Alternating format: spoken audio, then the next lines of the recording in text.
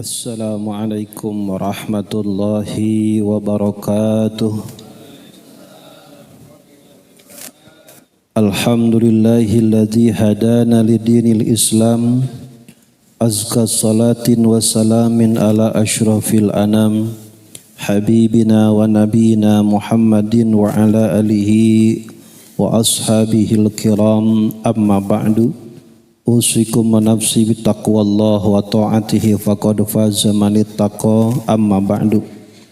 Hadirin yang dirahmati Allah Subhanahu wa taala, telah kita dengarkan mawaid wan nawasih, mau'izah dan nasihat taujih untuk memperkuat hidayah dan taufik kita dalam rangka meningkatkan amaliyah ibadah kita sebagai hamba yang beriman untuk mengharap ridha Allah Subhanahu wa taala. Amin ya rabbal alamin. Hadirin rahimakumullah, para asad, sepuh bini sepuh, para ustaz yang tadi sebut satu persatu oleh Al-Fakir dengan tidak mengurangi ta'zim dan hormat. Mudah-mudahan kita mendapatkan keberkahan dan ilmu bermanfaat. Hadirin rahimakumullah, setiap ilmu ada objek yang dibahasnya. Bila mana berbicara ilmu fikih, maka objek yang dibahasnya adalah ibadah, keabsahan atau tidak sahnya. Kalau fikih, bagaimana supaya sholatnya sah, bagaimana supaya zakatnya benar, puasanya benar, hajinya benar, itu dibahas dalam ilmu fikih. Ada lagi namanya muamalah, jual beli, simpan pinjam dan sebagainya. Objek permasalahannya adalah halal haram. Bagaimana supaya simpan pinjamnya benar, halal, bagaimana supaya jual belinya sah dan sebagainya.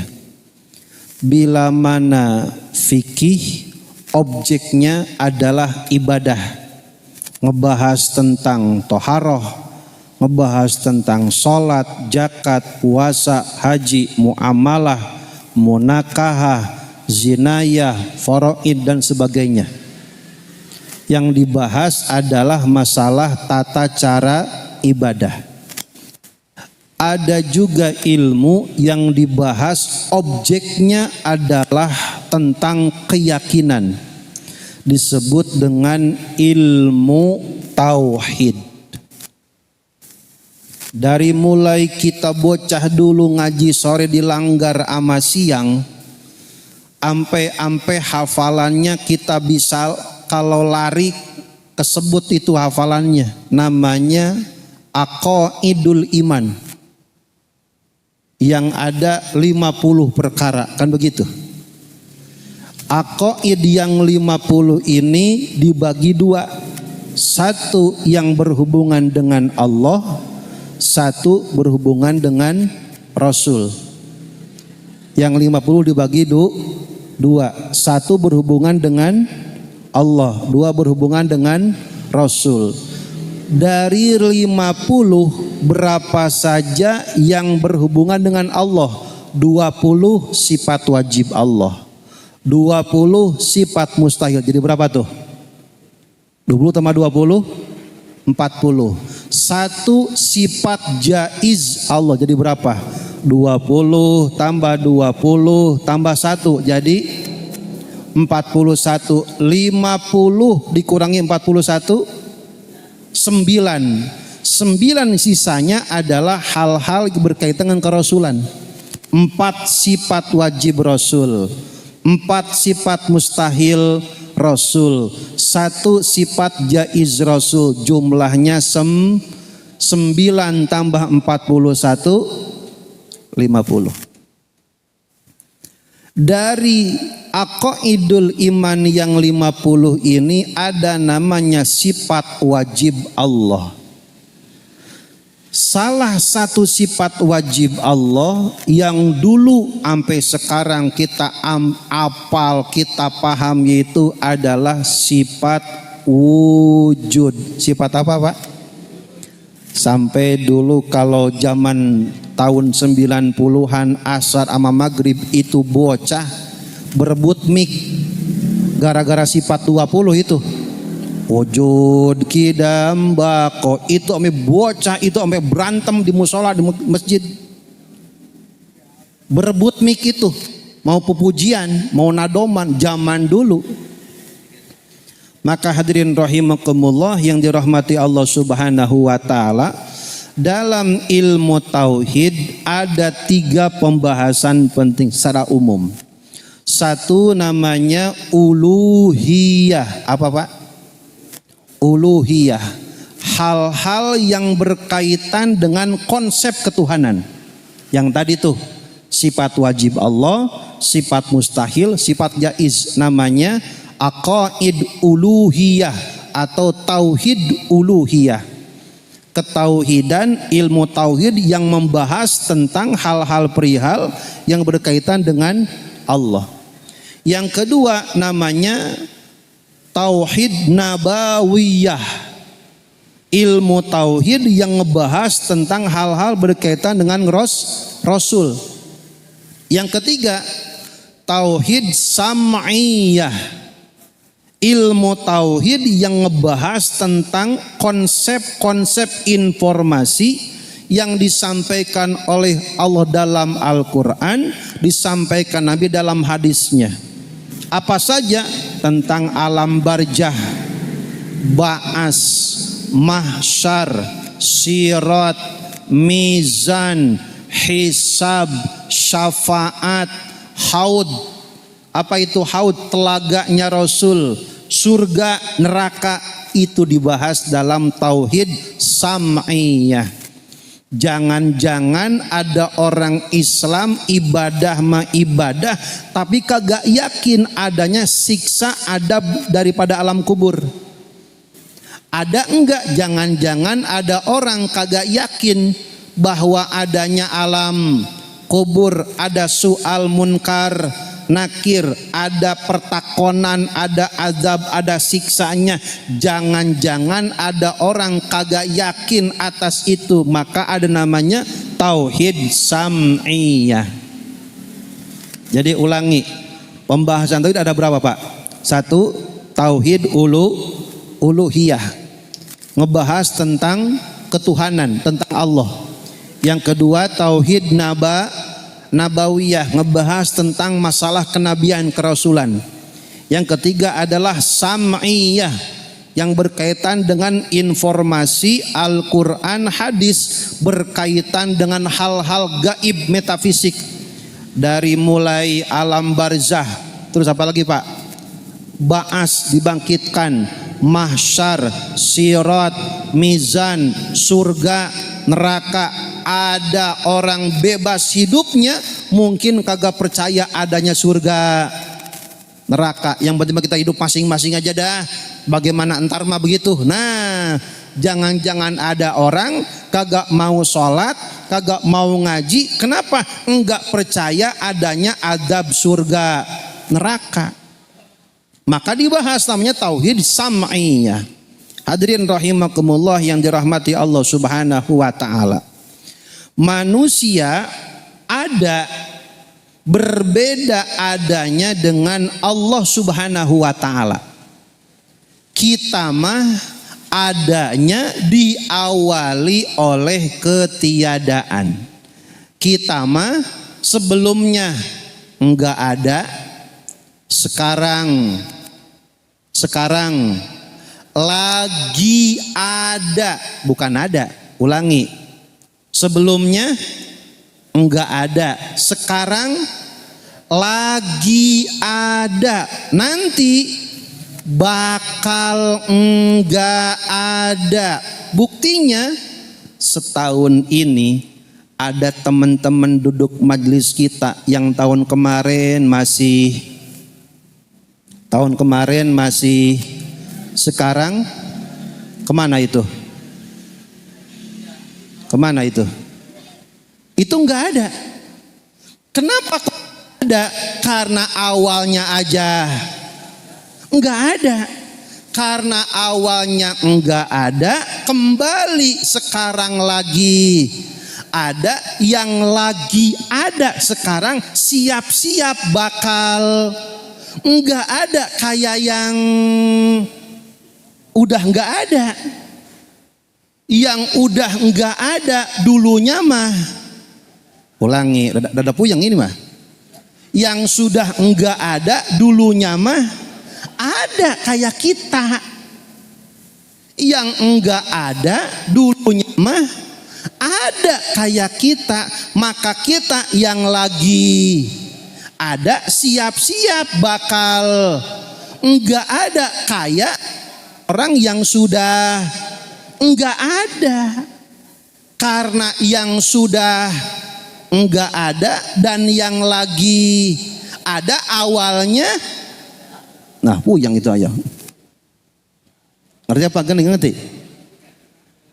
Masjid Al-Huda Abdul Aziz tadi setengah enam kosong. Sekarang isi, nanti bentar lagi.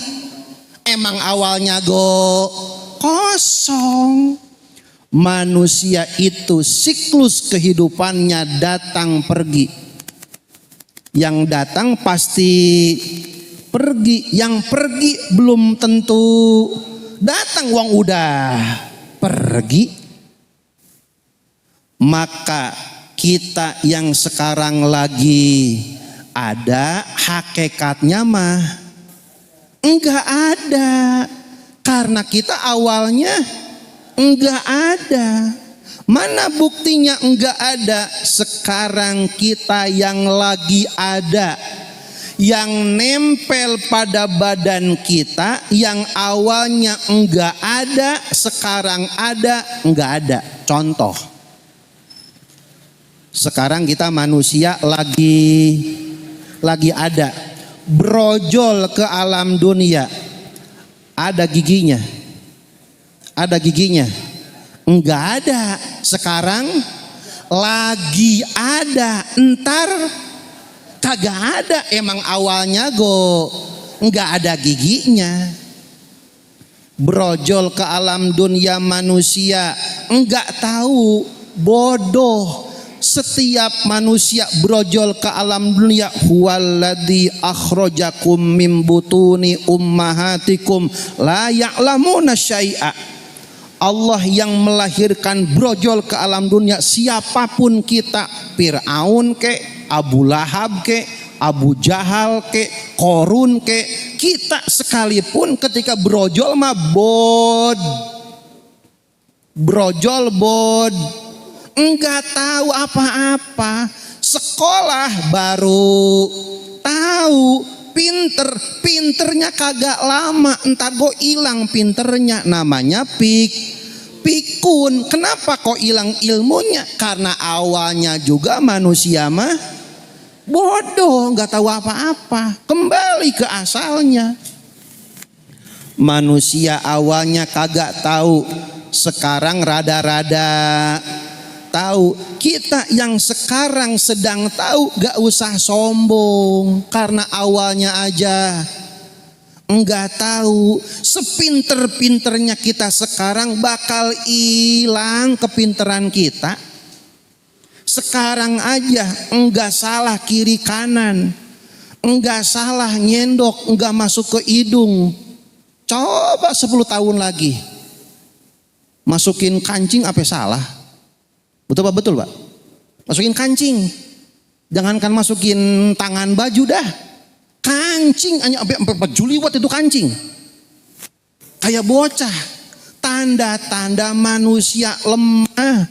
Awalnya tidak tahu, sekarang lagi tahu. Nanti pengetahuan kita hilang karena memang manusia mah awalnya enggak ada. Wujudnya enggak ada, ilmunya kagak ada, gantengnya kagak ada. Brojol ke alam dunia, enggak ada rupa cakep gantengnya, namanya bocah bayi. Sekarang aja ganteng. Sekarang 10 tahun ke depan gantengnya sebentar, cakepnya sebentar, pinternya sebentar, kayanya sebentar, suksesnya sebentar. Karena awalnya saja manusia enggak ada apa-apanya, maka manusia ada diawali oleh ketiadaan. Sekarang kita lagi ada, yang lagi ada siap-siap, yang udah-udah aja bakal enggak ada, kembali ke asalnya. Betul betul. Hadirin rahimakumullah. Oleh karena yang kita sekarang lagi ada, yang bakal enggak ada, maka semua yang nempel dalam badan kita maka siap-siap enggak ada. Sekarang ngelihat masih jelas. Pertanyaannya 20 tahun ke depan burem kayak bocah kembali lagi. Sekarang kuat, 20 tahun ke depan enggak ada. Kembali karena awalnya gue lemah. Awalnya lemah, kagak tahu. Maka ketika hendak wafat meninggal kembali, karena memang manusia itu fana. Semua yang nempel dalam hidup, dalam badan kita semua siap-siap bakal hilang. Karena kita aja bakal hilang. Oleh karena manusia bakal hilang, bakal fana, bakal wafat, maka semua yang menempel yang kita bawa kehidupan kita bakal ikut hilang. Awalnya enggak punya duit, sekarang enggak juga. Saya ilah kagak bisa dipancing pisan ini mah. Awalnya enggak punya duit, sekarang lagi punya. Siap-siap duit yang ada bakal hilang. Memang awalnya gua nggak punya duit atuh. Manusia awalnya nggak ada, sekarang lagi ada, nanti bakal nggak ada. Dan semua yang nempel dalam badan kita, yang dimiliki oleh kita bakal ikut kagak ada. Kullu man 'alaiha fan wa yabqa wajhu rabbika dzul jalali wal ikram. Manusia bakal hancur semuanya. Yang bako, yang abadi hanyalah Allah Subhanahu wa ta'ala. Hadirin rahimakumullah yang dirahmati Allah Subhanahu wa ta'ala. Maka ilmu tauhid ini adalah pondasi penting. Sebelum kita ngebangun rumah, ngebangun bangunan, yang harus diperhatikan jangan sampai salah perhitungannya adalah pondasi.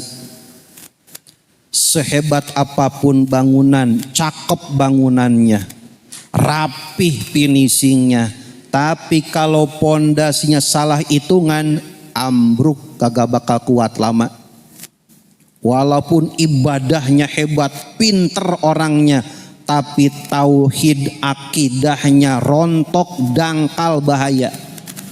Bisa diperjualbelikan iman dan keyakinannya. Maka tauhid ini adalah bagian ilmu yang objek pembahasannya tentang keagungan Allah Subhanahu wa ta'ala, baik berkaitan dengan rasulan kenabian dan berkaitan dengan keyakinan hari-hari kiamat, dari mulai kita di alam ruh, alam barzah, ba'as, dibangkitkan, padang mahsyar, mizan, sirat, hisab, telaga, syafaat, surga neraka, itu dibahasnya dalam ilmu tauhid. Hadirin jemaah yang dirahmati Allah Subhanahu wa ta'ala, maka yang terakhir adalah Imam Ghazali berkata, la tasihhul ibadah illa bima'rifatil khaliq. Bahaya kalau ibadah enggak tahu Buat siapa ibadah itu? Untuk apa ibadah itu? Maka di dalam Kifayatul Awam, Syekh Bajuri menyebutkan awwal wajibin alal insani ma'rifatul ilahi bistiqoni. Pertama kali yang wajib diajarin oleh seorang baba, emaknya ngajarin ke anaknya adalah tentang tauhid. Maka orang tua dulu kagak salah nimbang-nimbang Allah, Allah, Allah. Orang tua dulu tuh. Sekarang beda. A, I, U, Ba, Bi, Bu. Dijanjiin sekarang mah. Padahal pertama kali yang harus diajarkan. Dan itu akan ditanya di hari kiamat. Baba emaknya ngajarin tauhid apa enggak? Kenapa? Karena itu hukumnya fardu ain. Setiap orang harus tahu, setiap orang harus paham. Maka Imam Ghazali berkata, la tasihhul ibadah illa bima'rifatil khaliq. Enggak sah ibadah, enggak benar ibadah kalau ibadah enggak tahu untuk apa dan untuk siapa. Pertanyaannya, Pak, setiap hari kita sholat. Duhur, asar, maghrib, isya, subuh. Pertanyaannya, boleh enggak kita nyembah benda?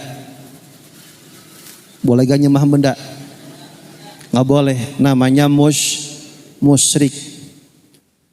Tetapi 5 waktu yang kita sholat mengarah ke sebuah benda namanya Ka'bah. Dah itu gimana itu? Setiap sholat usolli nanti fardhu subhi rakaataini mustaqbilal kiblati. Yang dimaksud kiblat adalah pertanyaannya Ka'bah itu apa? Benda, bangunan terbentuk terbuat dari batu, semen, material bumi, benar apa bukan? Geningan itu. Kita sholat ngadep benda, kapanan kagak boleh. Ibadah ngadep benda, itu haji tawaf ngelilingin benda, apa enggak musyrik? Dah. Kenapa demikian? Bukan masalah benda, tapi ngadep ke sono diperintah oleh Allah. Kalau nggak diperintah maka gak boleh Ka'bah diadepin ke kita. Karena Allah yang perintah maka nggak jadi masalah. Fawalli wajhaka syatrol masjidil. Yang kagak boleh sholat di depan ada patung. Ngadep ke patung, dah kagak boleh. Kenapa? Karena kita sholat 5 waktu ngadep benda, ngadep kiblat, ngadep Ka'bah. Kenapa? Ka'bah cuman bangunan, Ka'bah adalah bentuk benda dunia. Tapi ketika sholat kita ngadep ke sana, itu boleh. Geningan Allah yang perintah. Kalau Allah yang perintah tidak boleh dibantah. Walau hukum asalnya tidak boleh. Maka disinilah pentingnya akidah, pentingnya tauhid, memahami bagaimana ibadah bukan sekedar menggugurkan kewajiban, tapi untuk siapa? Jawabannya iyyaka na'budu wa iyyaka nasta'in. Dan untuk apa ibadah? Nah, lagi-lagi jawabannya akan menunjukkan kualitas keyakinan kita. Bila mana ibadah ditanya untuk apa, setiap jawaban kita menentukan kualitas keyakinan kita. Jawabannya, umpama ada orang nanya, buat apa sholat? Supaya masuk ke surga. Pertanyaannya, apakah setiap orang sholat pasti masuk ke surga? Nah itu dia. Yang sholat saja belum tentu pasti ke Berarti ibadah itu bukan jaminan supaya masuk ke surga. Lagi-lagi kenapa atuh buat kita ibadah? Maka ibadah itu hakikatnya bukan supaya masuk ke surga, tapi ibadah sejatinya untuk mengharap ridho Allah Subhanahu wa ta'ala. Ngarep ridho aja. Kalau kita ngandelin ibadah, ya ilah, ibadah kita maka gak ada yang diandelin atuh. Awalnya doang 5 menit khusyuk, kesononya mah ingat kunci motor nempel. Nah yang begitu, sholat yang diandelin masuk ke surga. Maka kita mah ibadahnya ngarap ridho. Maka bagian akhir setiap ratib kita baca, dibaca doanya, Allahumma inna nas'aluka ridhoka wal jannah wa na'udzubika min sakhatika wan nar. Hadirin rahimakumullah yang dirahmati Allah Subhanahu wa taala, inilah sekilas secara umum pengenalan betapa pentingnya pondasi dalam keyakinan dan keimanan dibingkai dengan akidah dan tauhid agar bangunan tidak melenceng. Biasanya kalau bangunan melenceng dia ngikutin pondasinya. Kalau pondasinya lurus, bangunannya lurus. Kalau pondasinya melenceng, bangunannya melenceng. Ketika sudah jadi bangunan puluhan tahun dilihat orang, siapa sih yang bangun? Kagak danta ini mencong-mencong begini. Tuh, baik buruknya maka akan dinilai. Maka supaya tidak mencong bangunannya, maka harus dibetulin. Pertama kali yang harus dipikirkan adalah pondasinya, yaitu adalah akidah dan tauhid. Mudah-mudahan Allah Subhanahu wa taala senantiasa memberikan pemahaman kepada kita, memperkuat iman, hidayah dan taufik, dan senantiasa ada dalam mardhatillah. Ala hadiniyah al-Fatihah. A'udzu billahi minasyaitonir rajim. Bismillahirrahmanirrahim. Alhamdulillahirabbil alamin arrahmanir rahim. Iyyaka na'budu wa iyyaka nasta'in. Ihdinas siratal mustaqim. Siratal ladzina an'amta 'alaihim ghairil maghdubi 'alaihim waladdallin. Akhiru kalam. Assalamualaikum warahmatullahi wabarakatuh.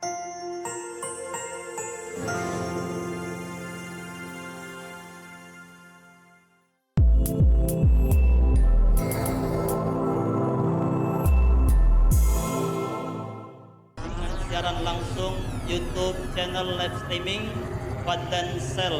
Jadi setelah acara nanti bisa ditonton kembali, dilihat kembali di YouTube channel Fadlan Sel, dan jangan lupa untuk like, komen, subscribe untuk membantu siar dakwah agama Allah Subhanahu wa taala.